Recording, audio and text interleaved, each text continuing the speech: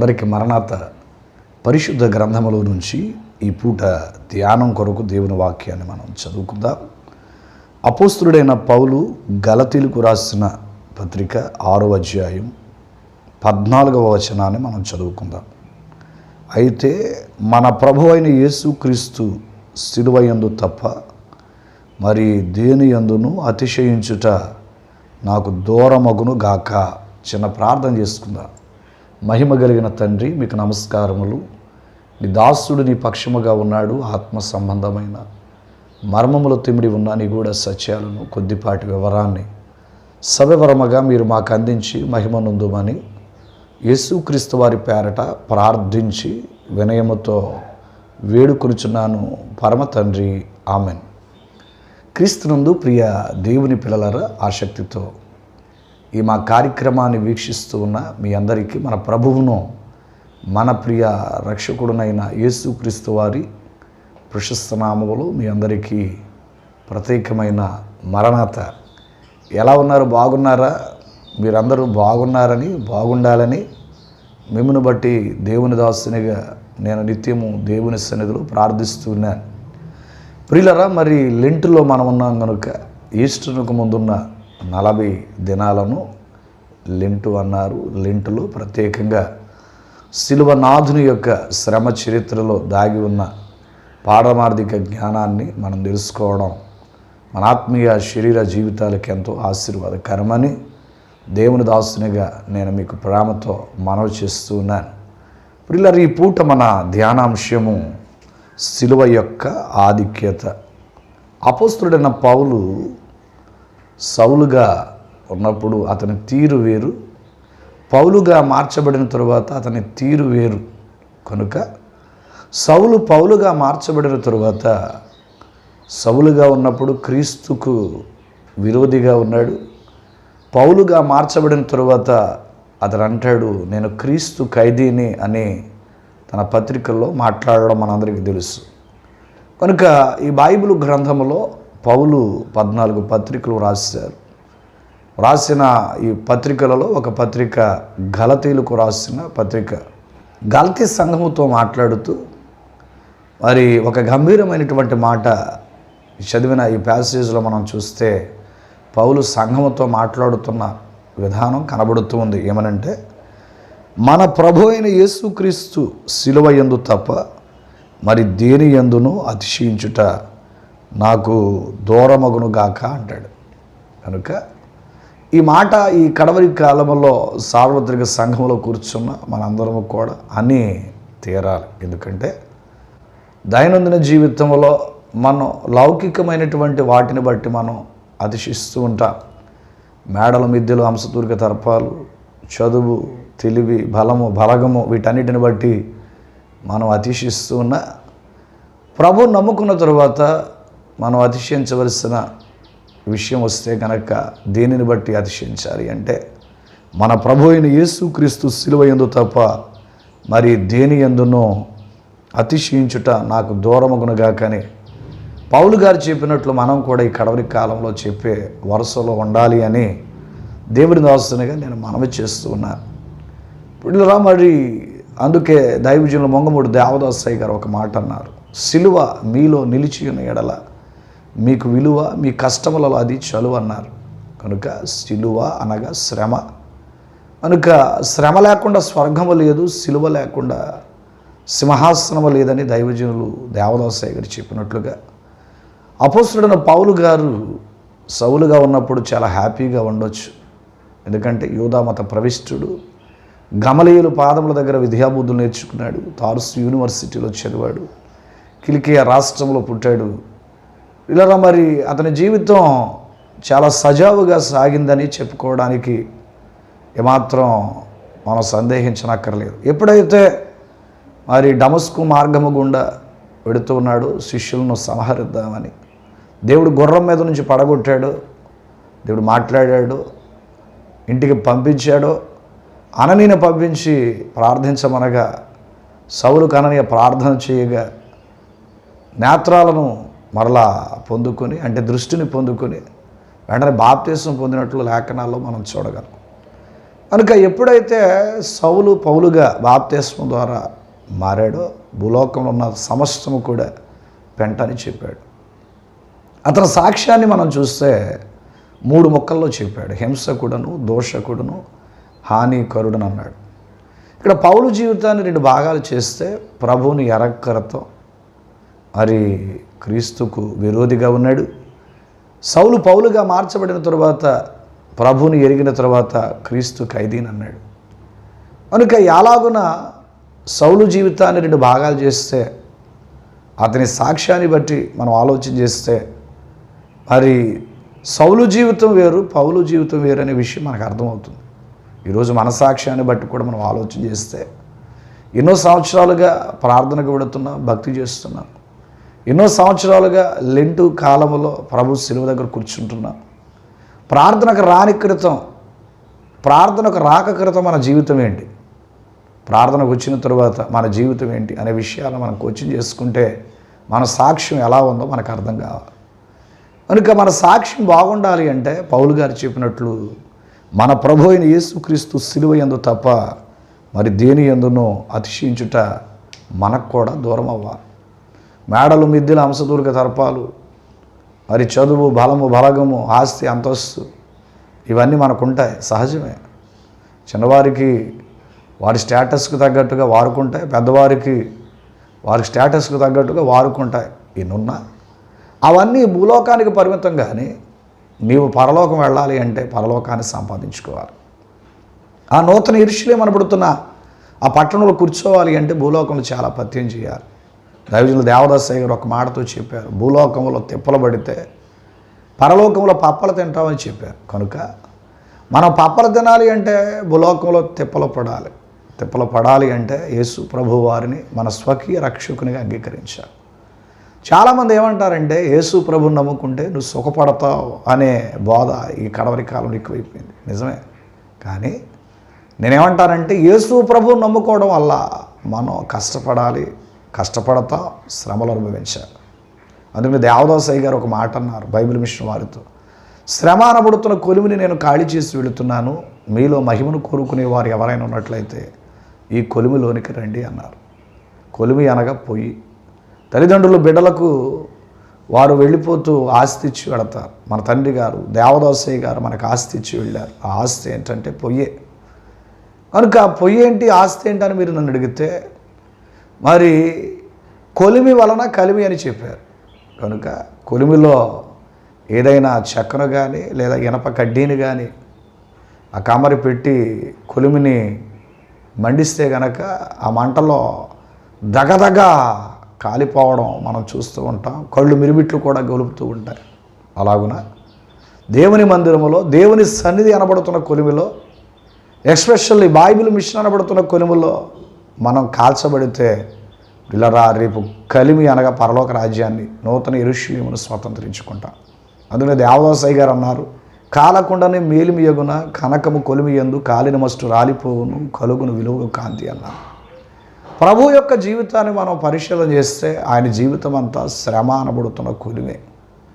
మనిషిగా దేవుడై ఉండి వచ్చిన కారణాన్ని బట్టి శ్రమ అనబడుతున్న కొలిములు ఆయన కాల్చబడ్డాడు.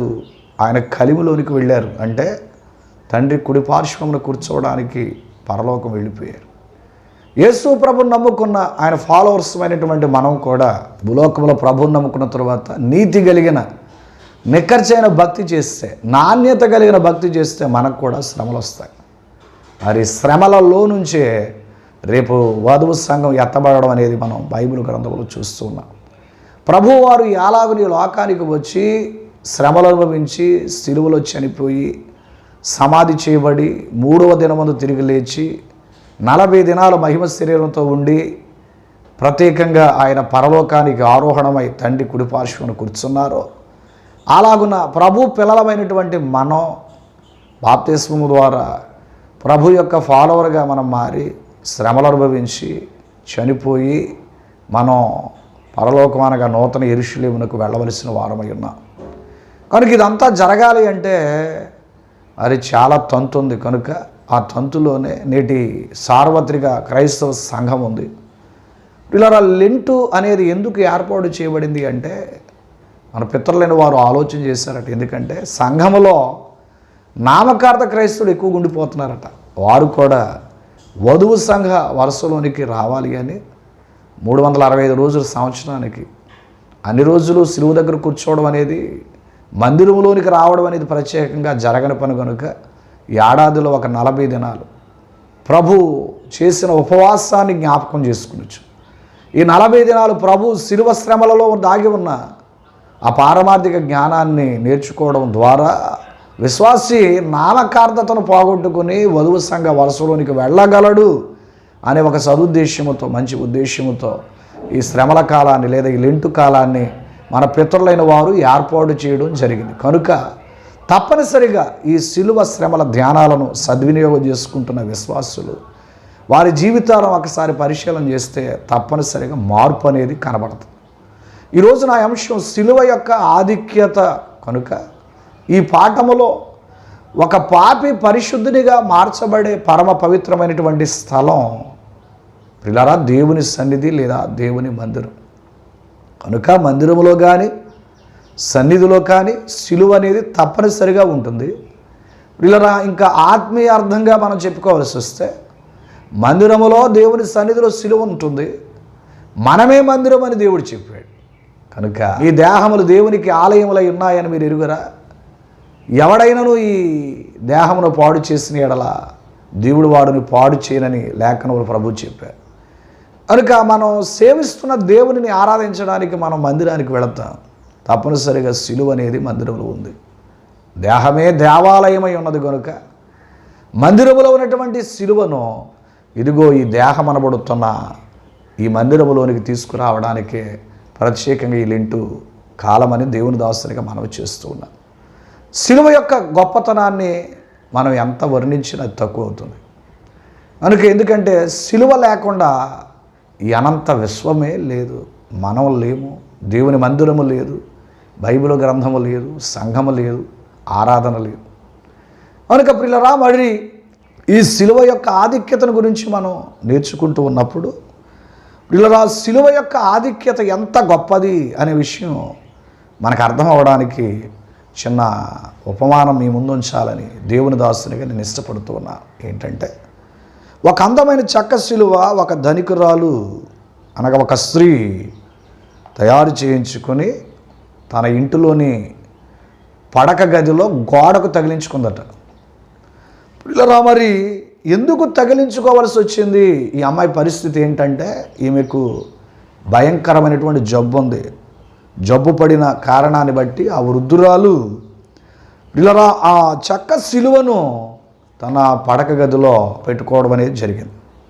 పిల్లరా మరి పెట్టుకోవడమే కాదు కానీ ప్రతిరోజు కూడా ఆ వృద్ధురాలు ఆ గదిలో ఆ శిలువ వైపు చూస్తూ కన్నీరు కారుస్తుందట. మరి మన గృహాల్లో కూడా శిలువలు అనేవి ఉంటాయి. కానీ ఏనాడు కూడా శిలువ వైపు చూసిన దాఖలాలు సహజంగా మన జీవితాల్లో ఉండవేమో. ఆలోచన చేయండి.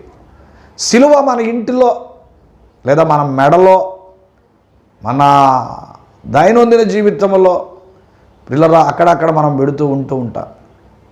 పెట్టడం ప్రాముఖ్యం కాదు కానీ పిల్లరా శిలువ యొక్క విలువను లేదా శిలువ యొక్క ప్రాధాన్యతను మనం తెలుసుకుని పెడితే దానికి ఒక అర్థం ఉంటుంది.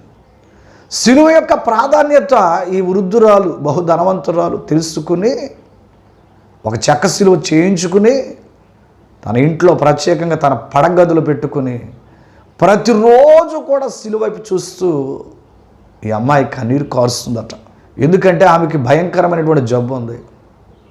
ఇలా ఏంటంటే మరి ఆమెకు సంతానమేమీ లేదంటే 4 మగపిల్లలు ఉన్నారట, కానీ ఉపయోగం లేదు. చనిపోతే ఆస్తి పంచుకోవడానికి వీళ్ళు సిద్ధంగా ఉన్నారు, కానీ జబ్బుతో బాధపడుతున్న ఈ వృద్ధాప్యంలో ఉన్నటువంటి వృద్ధ తల్లిని పట్టించుకోవాలనే ఆలోచన 4 కొడుకులు కూడా లేదట. ఇలాంటి పరిస్థితుల వేళ మరి ఆయా తరుణములలో ఆయా కుటుంబాల్లో మనం కూడా చూస్తూ ఉంటాం. బాధాకరమైన విషయం ఏంటంటే క్రైస్తవ సమాజంలో కూడా ఇలాంటి కరడు కట్టిన మనస్సాక్షి కలిగినటువంటి బిడ్డలు ఉన్నారా అనే విషయాన్ని కొన్ని సందర్భాలు చూస్తున్నప్పుడు బాధ కలుగుతుంది.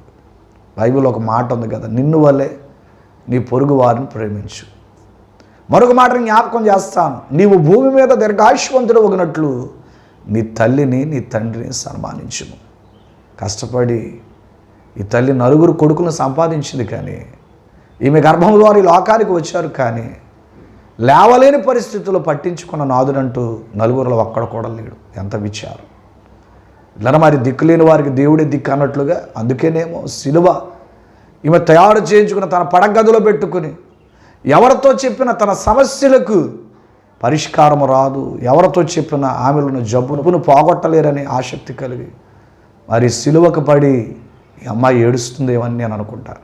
నిజమే, సింహపు పిల్లలు ఏమి గలవై ఆకలి గునినేమో కానీ యెహోవాను ఆశ్రయించే వారికి ఈ మేలు కొదువై ఉండలేదని బైబిల్లో సెలవిచ్చిన సత్యం మనకు విదితమే. కనుక ఒకానొక దినమందు ప్రియులారా, మరి ఈ వృద్ధ స్త్రీ భయంకరమైనటువంటి జబ్బుతో బాధపడుతున్నటువంటి ఈ వృద్ధురాలు పరిస్థితిని చూచి, అందరికీ ఒకే మనసు ఉండదు కదండి, ప్రక్కింటి దగ్గర ఉన్నటువంటి ఒక పాప వచ్చి ఈ తల్లికి పరిచర్య చేయడం ప్రారంభించిందట. కొడుకులు వదిలేశారు. చూడండి, సిలువ దగ్గర ఉండి అమ్మాయి తనకున్నటువంటి బాధ కన్నీరు కార్చి మరి సిలువతో చెప్పుకున్న కారణాన్ని బట్టి ఈమెకు ఆశ్చర్యముగా దేవుడే సిలువే ఒక ఆదరణ కలిగి చేసి ఉన్నారేమో అని మనం గమనించాలి. కనుక పిల్లరా, కన్నా బిడ్డలు పట్టించుకోకపోయినా పిల్లరా, మరి ఇంటి ప్రక్కన ఉన్నటువంటి ఒక బాలిక, ఒక పాప వచ్చి ఆ వృద్ధ స్త్రీకి, జబ్బుతో బాధపడుతున్నటువంటి ఆ వ్యక్తికి పరిచర్య చేయడం ప్రారంభించిందట. అలా సాగుచుండగా మరి ఒకానొక దినమందు సడన్గా వృద్ధురాలు చనిపోవడం జరిగింది. చనిపోగానే ఇష్టమున్న లేకపోయినా కొడుకులు రావాలి కదా, కూతురు రావాలి కదా. ఈ అమ్మాయికి 9 కొడుకులు ఉన్నారు. ఇష్టమున్నా లేకపోయినా 9 కొడుకులు వచ్చేసి ఇలా ఆమెకు చేయవలసిన కార్యక్రమాలు చేసి ఆస్తి పంచుకుని వెళ్ళిపోతున్నారట.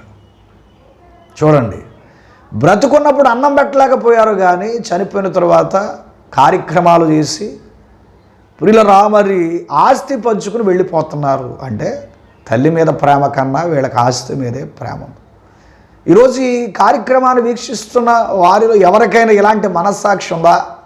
నేనేమంటానంటే, యేసు ప్రభువును నమ్ముకోక్రితం ఇలాంటి మనస్సాక్షి ఉన్నా, యేసు ప్రభువును నమ్ముకున్న తర్వాత ఇలాంటి మనస్సాక్షి ఉంటే కనుక మనం క్రైస్తవులమే కాదు. కొంతమంది ప్రభువును నమ్ముకున్న వాత వేయబడిన మనస్సాక్షి కలిగిన వారు నేటి సంఘాల్లో ఉన్నారు. పిల్లరా, మరి అలాంటి పరిస్థితులు ఉంటే ఈరోజు ఈ కార్యక్రమాన్ని వీక్షిస్తూ ఉన్నప్పుడు మీరు మారాలనే నా ప్రయాసం. కనుక ఇక్కడ వాక్యంలో మనం చూస్తూ ఉన్నప్పుడు సిలువ యొక్క ప్రాధాన్యత గురించి మనం చెప్పుకుంటాం. సిలువ ఎంత గొప్పది అనే విషయాన్ని మనం చూస్తే, చెక్క సిలువని వృద్ధురాలు తయారు చేయించుకుని తన పడగదిలో పెట్టుకుని కన్నీరు కారుస్తూ ఉన్న కారణాన్ని బట్టి, ప్రార్థించిన కారణాన్ని బట్టి, ఏ ప్రార్థన? కన్నీటి ప్రార్థన చేసిన కారణాన్ని బట్టి ఆ ప్రక్కింట్లో ఉన్న ఒక బాలిక, ఒక పాప మరి ఈమె దగ్గరకు వచ్చి పరిచర్య చేయడానికి మరి ఏర్పాటు చేయబడింది. దేవుడే ఏర్పాటు చేశాడు. చనిపోయిన తర్వాత 9 బిడ్డలు వచ్చి కార్యక్రమాలు జరిగించి ఆస్తి పంచుకుని పిల్లల వెళ్ళిపోతూ ఉండగా మరి ఇంట్లో గోడకు తగిలించబడిన చెక్క సిలువ వీళ్ళకి కనబడుతుందట. పిల్లల మరి ఆస్తి అయితే పంచుకున్నారు, కానీ మరి సిలువను పంచుకోలేరు కదా. పోనీ ఎవరైనా ఒకరు నేను సిలువను తీసుకువెళతానని అన్నారంటే ఆ మనస్తత్వం కూడా 9 కొడుకుల్లో ఎవరికి లేదు.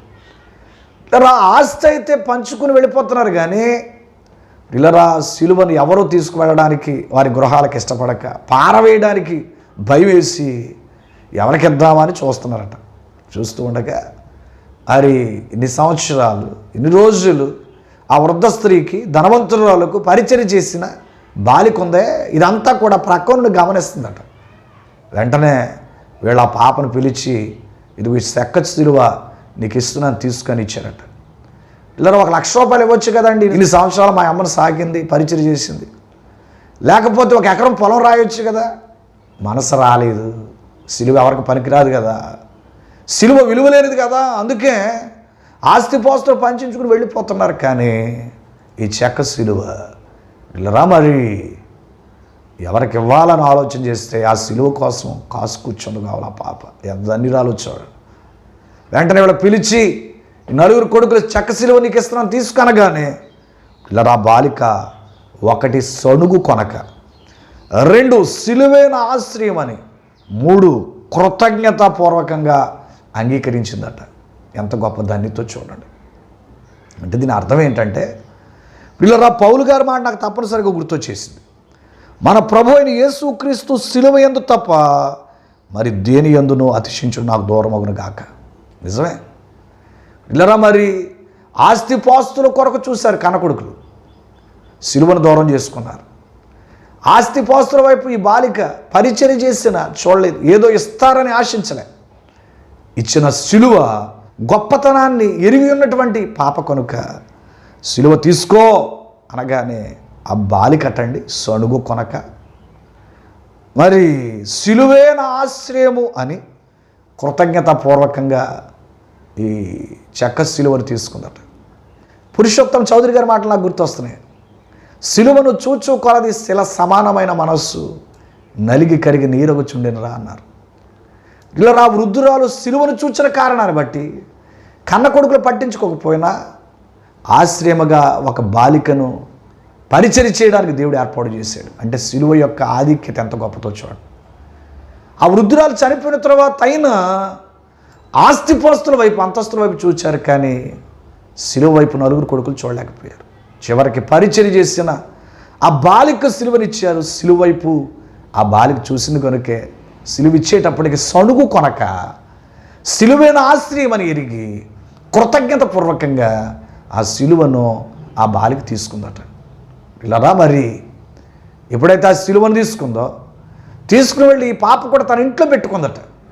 రోజులు జరుగుతున్నాయి. ఒకానొక దినమందు ఆ సిలువల్లో క్రింద భాగంలో ఉన్నటువంటి ఒక మేకు తుప్పు పట్టిపోవడం ఈ పాప గమనించిందట. అంటే వృద్ధురాలు ఎలాగో ప్రతిరోజు సిలువ వైపు చూసే లక్షణాన్ని కలిగి ఉందో, కన్నీరు కాల్చే లక్షణాన్ని కలిగి ఉందో, ఈ పాప కూడా ఇంట్లో పెట్టుకోవడమే కాదు, కానీ ఈ పాప కూడా సిలువ వైపు చూస్తూ ప్రార్థించుకునే అలవాటు కలిగి ఉంది కాబట్టి బహుశా అందుకే సిలువను తీక్షణంగా చూస్తున్న కారణాన్ని బట్టి ఒకానొక దినమందు ఆ సిలువ క్రింద భాగాన మేకు తుప్పు పట్టిపోవడం చూసిందట.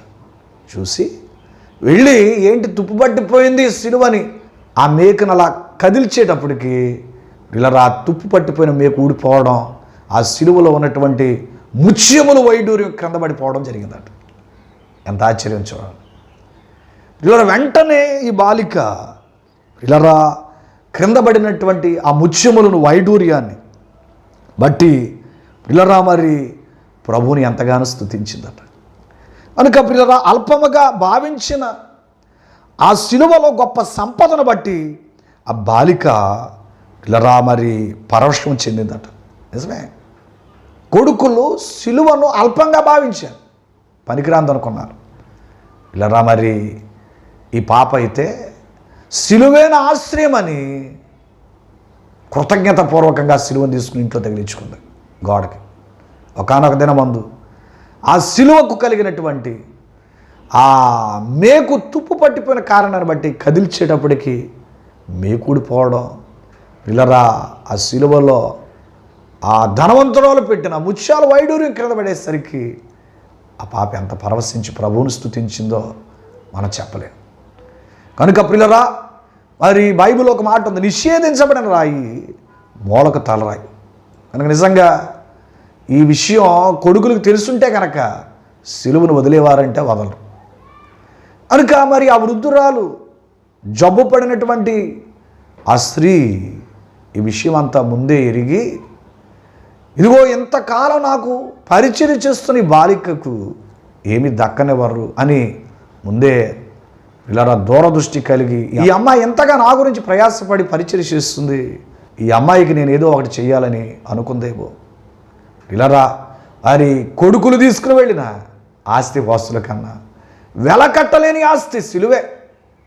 నేనేమంటానంటే ముత్యాల కన్నా వైడూర్యం కన్నా సిలువ గొప్పది కదా.